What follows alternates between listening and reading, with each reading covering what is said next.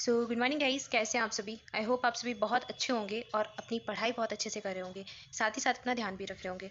Guys आज है 8 जून 2021 और हम देखेंगे 8 जून का करंट अफेयर। सारे क्वेश्चंस कवर करेंगे, तो बने रहे वीडियो के अंत तक, पूरा वीडियो ध्यान से देखें। और डेली करंट अफेयर का ये जो सेशन है सभी के लिए इंपॉर्टेंट है। आप किसी भी एग्जाम की तैयारी कर रहे हैं, ये सेशन आपके लिए इंपॉर्टेंट है, क्योंकि करंट अफेयर हर एग्जाम में पूछा जाता है।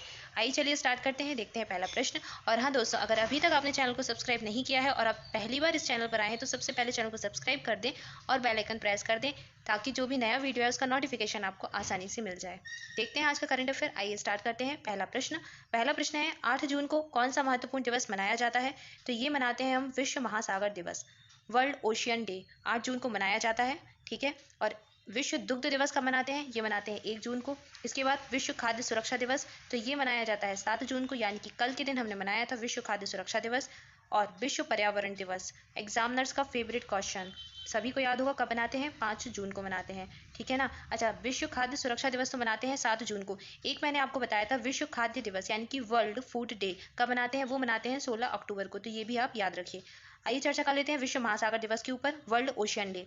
तो आज यानी कि 8 जून को मना रहे हैं वर्ल्ड ओशियन डे, विश्व महासागर दिवस। इस वर्ष की थीम याद हो जाएगी, कर लीजिए याद, the ocean life and livelihood. ये इस वर्ष की थीम हो जाएगी, the ocean life and livelihood 2021 की थीम है, नोट कर लीजिए आप। ठीक है। इसके अलावा विश्व महासागर दिवस ये कौन मनाता है, ये यूएन मनाता है, और यूएन ने 2008 में सबसे पहले इसको मनाया था। तो 2008 में ये दिवस अनाउंस किया गया था। 2008 से हर वर्ष मना रहे हैं हम 8 जून के दिन विश्व महासागर दिवस। ठीक है। बात हो रही है महासागर की। ठीक है। तो विश्व का यानी कि वर्ल्ड का फादर ऑफ ओशियन किसे कहते हैं, तो फादर ऑफ ओशियन अगर आपसे पूछ ले तो उसे कहते हैं प्रशांत महासागर, यानी कि जो पैसिफिक ओशियन है आपका, उसको कहते हैं father of ocean, father of ocean. और इसी को ही कहते हैं ring of fire, ring of fire. अगर आपसे पूछ ले रिंग ऑफ फायर किसे कहते हैं, तो प्रशांत महासागर को कहते हैं। फादर ऑफ ओशियन भी प्रशांत महासागर को कहते हैं। अगर आपसे पूछ ले कि ओशियन का डीपेस्ट पॉइंट कौन सा है, यानी कि जो महासागर है, जो समुद्र है, उसका सबसे गहरा बिंदु कौन सा है, तो वो हो जाएगा मैरियाना ट्रेंच, यानी कि मैरियाना गर्त सबसे डीपेस्ट पॉइंट है ओशियन का। तो डीपेस्ट पॉइंट ऑफ ओशियन है मैरियाना ट्रेंच या फिर मैरियाना गर्त, और ये भी कहाँ पर है, ये पैसिफिक ओशियन यानी कि प्रशांत महासागर में स्थित है। ठीक है, याद रखिए। अब बात हो रही है डीपेस्ट पॉइंट की, तो आप जानते हैं कि जो समुद्र की गहराई होती है उसको किससे मापते हैं। तो अगर ये पूछ ले कि जो समुद्र की गहराई है या फिर महासागर की गहराई है किससे मापी जाती है, तो ये एक होता है फैदोमीटर। क्या, फैदोमीटर। तो फैदोमीटर से मापते हैं समुद्र की गहराई, या फिर इसको यूज़ किया जाता है ओशियन की डेप्थ मेजर करने के लिए, फैदोमीटर। ठीक है, याद रखिए। और स्टडी ऑफ ओशियन यानी कि जो ओशियन समुद्र का अध्ययन होता है उसे क्या कहते हैं, ओशिनोग्राफी। क्या कहते हैं, ओशिनोग्राफी, याद रखिए। ठीक है। इसके अलावा अब समुद्र है, तो समुद्र में क्या होगा, जल होगा। ठीक है, जल में धाराएं होंगी और कुछ धाराएं चलेंगी। तो जो समुद्र है, ओशियन है, तो ओशियन में जो धाराएं चलती हैं वो 2 प्रकार की होती हैं। एक होती है कोल्ड करंट और एक होती है वार्म करंट, यानी कि एक होती है ठंडी जल धाराएं और एक होती है गर्म जल धाराएं। ठीक है। तो इनके कुछ नाम पूछे जाते हैं कभी कभी, एक बार देख लेते हैं। तो जो कोल्ड करंट है उनको देखते हैं। अगर आपसे पूछ ले क्या, लेब्रेडोर, क्या लेब्रेडोर, या फिर पेरू, या फिर अगुहलास, या फिर फेकलैंड, या फिर सोमाली, या फिर बेंगुला, अगर आपसे इनमें से कोई धारा पूछ ले तो चले जाना क्या, ठंडी जल धारा। ये सारी ठंडी जल धारा हैं। कौन कौन सी, लेब्रेडोर, पेरू, अगुहलास, फैकलैंड, सोमाली और बेंगुला, ये सारी ठंडी जल धाराएं हैं। इसके अलावा वाम देख लेते हैं, वाम करंट कौन कौन से होते हैं, तो नॉर्वेजियन। ठीक है, अगर आपसे पूछ ले नॉर्वेजियन, अलास्का, फ्लोरिडा, ठीक है, मोजाम्बिक, ये सारी कौन सी हैं, गर्म जल धाराएं हैं। ठीक है। अगुहलास बहुत पूछा जाता है, याद रखिए कौन सा है, कोल्ड करंट, यानी कि ठंडी जल धारा है अगुहलास। ठीक है, याद रखिए। तो ये समुद्र से संबंधित कुछ चीज़ें थी, कुछ फैक्ट थे जो पूछे जाते हैं एग्जाम में, सारे रिवाइज कर लिए। अच्छा, अब आ जाते हैं भारत के ऊपर, यानी कि इंडिया। तो भारत का अगर इंस्टीट्यूट पूछ ले जहाँ पर महासागर या फिर समुद्र से संबंधित चीज़ों का अध्ययन किया जाता है, तो वो कहाँ पर है, तो वो चले जाना आप गोवा। कहाँ पर, गोवा। हाँ, वही गोवा जहाँ पर सब मौज मस्ती को जाते हैं। तो वहाँ पर भारत का नेशनल इंस्टीट्यूट ऑफ ओशिनोग्राफी है, कहाँ पर, गोवा में। ठीक है, समुद्र का अध्ययन जहाँ पर किया जाता है भारत में वो है गोवा में। वो इंस्टीट्यूट कहाँ पर स्थित है, गोवा राज्य में। ठीक है। आइए बढ़ते आगे, अब देखते हैं अगला प्रश्न। अगला प्रश्न है, निम्न में से किस राज्य सरकार ने आर्थिक रूप से कमजोर SC ST एवं अति पिछड़ा वर्ग के विद्यार्थियों के लिए मुख्यमंत्री अनुप्रति कोचिंग योजना शुरू की है। तो ये किस राज्य के द्वारा शुरू की गई है, आपसे प्रश्न में पूछा जा रहा है। योजना का नाम क्या है, मुख्यमंत्री अनुप्रति कोचिंग योजना। तो ये योजना जो है राजस्थान के द्वारा प्रारंभ की गई है। राजस्थान के मुख्यमंत्री कौन है, अशोक गहलोत। इन्होंने इस योजना की घोषणा की है, मुख्यमंत्री अनुप्रति कोचिंग योजना। और ये किस लिए है, आर्थिक रूप से कमजोर SC ST, ठीक है, और अति पिछड़ा वर्ग के जो विद्यार्थी हैं, तो वो इस योजना के तहत लाभ प्राप्त करेंगे। ठीक है। और ऐसे विद्यार्थी जिनकी वार्षिक आय यानी कि जिनके परिवार की जो सालाना आय है 8 लाख से कम है, तो उनको इस योजना के तहत लाभ दिया जाएगा। अब ये योजना होगी कैसे? तो इस योजना के तहत बच्चे जो है कोचिंग कर सकेंगे, तैयारी कर सकेंगे और आगे रोजगार प्राप्त कर सकेंगे। ठीक है, तो इस योजना में आर्थिक रूप से कमजोर बच्चे, SC/ST के बच्चे और अति पिछड़ा वर्ग के बच्चे जिनकी परिवार की सालाना आय या फिर वार्षिक आय 8 लाख से कम है, उनको सहायता प्रदान की जाएगी, उनको कोचिंग प्रदान की जाएगी एक तरीके से। तो मुख्यमंत्री अनुप्रति कोचिंग योजना कहाँ की है? राजस्थान राज्य की है। ऑप्शन डी इस प्रश्न का राइट आंसर हो जाएगा। आइए बढ़ते आगे, अगला प्रश्न देख लेते हैं।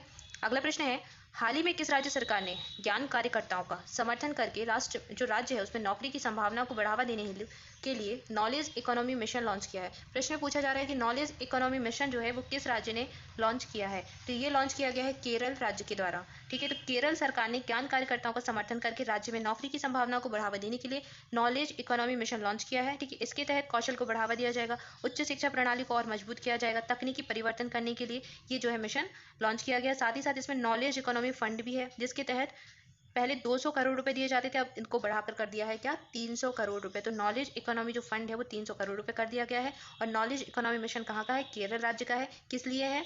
तो ये किस लिए है? जो ज्ञान कार्यकर्ता है उनको राज्य में नौकरी की संभावनाओं को बढ़ाने के लिए। ठीक है, तो याद रखना है ये मिशन कहाँ का है? केरल। केरल के जो मुख्यमंत्री हैं वो कौन है? पिनरई विजयन। और यहाँ के राज्यपाल यानी कि गवर्नर कौन है? आरिफ मोहम्मद खान यहाँ के गवर्नर हो जाएंगे, याद रखिए। और ये जो मिशन है, ठीक है, इस मिशन का जो नेतृत्व है वो करता है Kerala development and innovation strategic council. ठीक है, एक के डिस्क नाम की काउंसिल है, यानी कि Kerala DISC development and innovation strategic council है ये, के डिस्क नाम की। ये इस मिशन का नेतृत्व करती है, इसको हेड करती है। ठीक है, तो ये मिशन कहाँ का है? याद रखिए केरल। ऑप्शन ए इस प्रश्न का राइट आंसर हो जाएगा। आइए बढ़ते आगे, अगला प्रश्न देखते हैं। अगला प्रश्न है, किस देश ने हाल ही में भारतीय वैक्सीन कोवैक्सीन के आयात को मंजूरी दे दी है? तो ये मंजूरी दी है ब्राजील के द्वारा। तो ब्राजील राज्य भारत की जो वैक्सीन है कोवैक्सीन उसको मंगाएगा, उसका आयात करेगा। कोवैक्सीन का निर्माण भारत की कंपनी भारत बायोटेक के द्वारा किया गया है। हैदराबाद बेस्ड ये कंपनी है भारत बायोटेक, इसने कोवैक्सीन का निर्माण किया है और कोवैक्सीन अब ब्राजील आयात करने जा रहा है। ठीक है, इसके अलावा भारत में कोवैक्सीन का यूज़ किया जाता है वैक्सीनेशन के रूप में, और भारत में कोविडशील्ड का यूज़ करते हैं। ठीक है, और कोविडशील्ड अगर पूछ लो तो कोविडशील्ड किसने बनाई है? ये सीरम इंस्टीट्यूट ने बनाई है। ठीक है, ऑक्सफोर्ड यूनिवर्सिटी के साथ मिलकर। यानी कि भारत में जो सीरम इंस्टीट्यूट है वो कोविडशील्ड वैक्सीन का निर्माण करता है, लेकिन इसका जो फॉर्मूला है वो लिया गया है किससे? ऑक्सफोर्ड यूनिवर्सिटी का जो फॉर्मूला है उससे लिया गया है। ठीक है, तो ऑक्सफोर्ड यूनिवर्सिटी का फॉर्मूला लेकर सीरम इंस्टीट्यूट वैक्सीन का निर्माण करता है भारत में। कौन सी? कोविडशील्ड। लेकिन जो कोवैक्सीन है ये भारत की ही वैक्सीन है और इसका फॉर्मूला भी भारत का है, यानी कि भारत बायोटेक जो बनाता है ये फॉर्मूला भारत का ही है और इसका निर्माण करता है भारत बायोटेक। ठीक है, दोनों आपको याद रखना है, और ब्राजील इसका आयात करने वाला है। ऑप्शन सी इस प्रश्न का राइट आंसर था। आइए देख लेते हैं अगला प्रश्न। अगला प्रश्न है, प्रधानमंत्री नरेंद्र मोदी ने पुणे में विश्व पर्यावरण दिवस के अवसर पर किस प्रोजेक्ट को लॉन्च किया है? तो प्रधानमंत्री नरेंद्र मोदी ने लॉन्च किया है E100 पायलट प्रोजेक्ट। ये एक पायलट प्रोजेक्ट है E100, इसको लॉन्च किया गया है विश्व पर्यावरण दिवस पर प्रधानमंत्री मोदी के द्वारा। किससे संबंधित है? ई से संबंधित है, यानी कि इथेनॉल से संबंधित है ये। तो इस परियोजना के तहत भारत में इथेनॉल के उत्पादन और वितरण के लिए एक नेटवर्क स्थापित किया जाएगा। ठीक है, यही उद्देश्य इस प्रोजेक्ट का। तो इससे क्या होगा? इथेनॉल की जो भी उत्पादन है और उसका वितरण है वो सहज बनाया जाएगा। तो E100 पायलट प्रोजेक्ट प्रधानमंत्री नरेंद्र मोदी ने लॉन्च किया है अभी हाल ही में। ऑप्शन बी इस प्रश्न का राइट आंसर हो जाएगा। आइए बढ़ते आगे, देखते हैं अगला प्रश्न। नेक्स्ट है, नीदरलैंड की किस महिला धावक ने 10,000 मीटर की दूरी 29 मिनट 6 सेकेंड में पूरी कर ली है? ठीक है, 29 घंटे 6 मिनट और 82 सेकेंड में पूरी करके नया रिकॉर्ड बनाया है। तो ये बनाया है सिफान हसन ने। सिफान हसन कहाँ की? नीदरलैंड की महिला धावक है और 10,000 मीटर की जो दूरी है इन्होंने इस समय में पूरी की और इन्होंने बनाया है वर्ल्ड रिकॉर्ड। ठीक है, तो इससे पहले ये रिकॉर्ड किसके पास था? इससे पहले ये रिकॉर्ड था इथोपिया की अल्माज अयाना के पास। इथोपिया की जो अल्माज अयाना है उनके पास ये रिकॉर्ड था। ठीक है, उन्होंने कितने में? उन्होंने 29 मिनट कितने सेकेंड? 17 सेकेंड, 29 मिनट 17.45 सेकेंड में ये पूरा किया था रिकॉर्ड। अब इन्होंने बना दिया है 06.82 में। सिफाना हसन कहाँ की है? नीदरलैंड की है, नाम याद रखिए। और ये किससे संबंधित है? महिला धावक। आपसे प्रश्न इस तरीके से भी पूछ सकते हैं कि सिफाना हसन किस खेल से संबंधित है? तो ये महिला धावक है। ठीक है, ये धावक है। ऑप्शन डी इस प्रश्न का राइट आंसर हो जाएगा। आइए देख लेते हैं अगला प्रश्न। नेक्स्ट है, AMB किस बीमारी के इलाज के लिए IITH द्वारा विकसित नैनो फाइबर आधारित टैबलेट है? तो AMB एक टैबलेट है जिसको विकसित किया है IITH ने, और ये कहाँ मतलब किस बीमारी से संबंधित है? किस बीमारी की टैबलेट है आपसे प्रश्न में पूछा जा रहा है। तो ये संबंधित है कालाजार की ये टैबलेट है जिसका अभी निर्माण किया गया है AMB।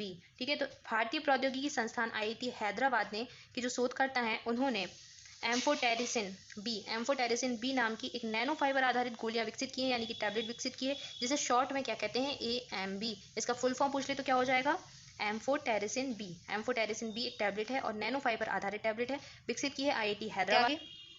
अगला प्रश्न देखते हैं। अगला प्रश्न है, हाल ही में सईद साबरी का निधन हो गया, वह किस क्षेत्र से संबंधित थे। तो शहीद साबरी एक मशहूर गायक थे, हाल ही में इनका निधन हो गया है।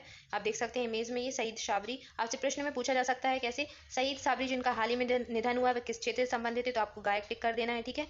और अभी हो गया इनका निधन 85 वर्ष की उम्र में, हाल ही में कुछ समय पहले, ठीक है। ऑप्शन बी इस प्रश्न का राइट आंसर है। आइए बढ़ते आगे। आज के लिए आपका प्रश्न देख लेते हैं। प्रश्न है आपके लिए, हाल ही में अंतर्राष्ट्रीय बुकर पुरस्कार जीतने वाले पहले फ्रांसीसी उपन्यासकार कौन है। ऑप्शन है आपके तपस्या सिंघल, डेविड ड्यूब, शशि थरूर या फिर जेम्स एंडरसन। इस प्रश्न का सही उत्तर आपसे ड्रू करना है कमेंट बॉक्स में। तो सभी बच्चे आंसर करने का प्रयास जरूर करें। और हाँ दोस्तों, चैनल को सब्सक्राइब करना बिल्कुल ना भूलें, साथ ही बेल आइकन प्रेस कर दें ताकि जो नया वीडियो है उसका नोटिफिकेशन आपको मिल जाए। और वीडियो को ज़्यादा से ज़्यादा अपने दोस्तों के साथ शेयर करें, स्टडी ग्रुप में शेयर करें और अपने सोशल मीडिया प्लेटफॉर्म पर भी शेयर करें। So thank you for watching this video. आप सभी घर पर रहें, मस्त रहें और पढ़ते रहें, साथ ही अपना ख्याल भी रखें। मिलते हैं नेक्स्ट वीडियो में। Thank you so much.